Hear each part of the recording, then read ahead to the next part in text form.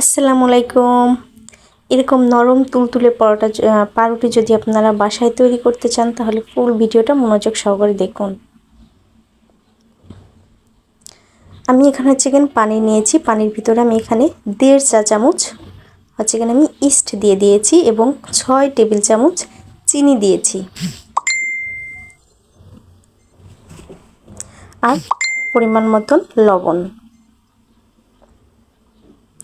দিয়ে এখন আমি এটাকে একটু হাত দিয়ে গুলিয়ে নেব যাতে ইস্টটা এবং চিনিটা একটু গলে যায়।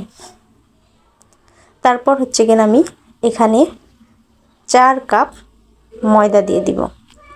ময়দা দিয়ে এটাকে আমি সুন্দর করে মাখিয়ে নেব। যখন এরকম একটু আঠালো হয়ে আসবে তখন এর ভিতরে তেল দিয়ে দিব। দিয়ে আবারও কিছুক্ষণ সুন্দর করে মাখিয়ে নেব। নিয়ে একটা নরম ডো করে নেব। এবার এখন আমি ডোটার উপরে একটু তেল দিয়ে এটাকে আমি ঢেকে রেখে দিব 40 মিনিট থেকে 1 ঘন্টা। এটা যখন ফুলে এখানে আমি আপনাদেরকে ইস্টের প্যাকেটটা দেখিয়ে দিচ্ছি।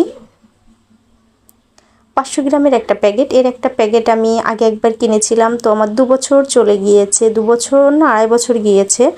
তো ওটা শেষ হয়ে গিয়েছে, তো আমি আবারও এক প্যাকেট নিয়ে আসছি। এনে যে এরকমের কোটায় করে রেখে দিয়ে এটা ডিপ ফ্রিজে রাখতে হবে। এটা বাইরে রাখলে ইস্ট নষ্ট হয়ে যায়। এটা ডিপে রাখবেন, তাহলে অনেক দিন চলে যাবে। এই যে দেখছেন এখন ফুলে গিয়েছে। এখন এটাকে আমি ভাগ করে নিব। এই পাশে কেকের মোল্ড। আমি কেক বানিয়েছি কিছুক্ষণ আগে, তো ওই গরম ওভেনেই একবারে পাউরুটিটা দিব। তো মানে মোলটা কেকের ইটা মাখিয়ে আছে, এটা কিছু মনে করবেন না, ওর ভিতরে আমি দিয়ে দিয়েছি। এই যে দেখেন। তো এখন আমি এটা ঢেকে আরও 1 ঘন্টা রেখে দিব। এটা যখন এরকম ফুলে উঠবে তখন এটাকে আমি ওভেনে দিয়ে দিব।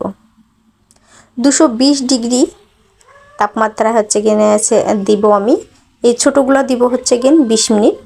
আর বড় যেগুলো আছে এই যে দেখেন ছোটোগুলো হয়ে গিয়েছে। এগুলো অনেক গরম, তারপরও আমি একটু চাপ দিয়ে দেখার চেষ্টা করছিলাম, তো অনেক গরম, হাত দেওয়া যাচ্ছে না, মাত্র ওভেন থেকে বের করছি। আর এই যে বড়গুলো, এটা আমি 30 মিনিট দিয়েছিলাম।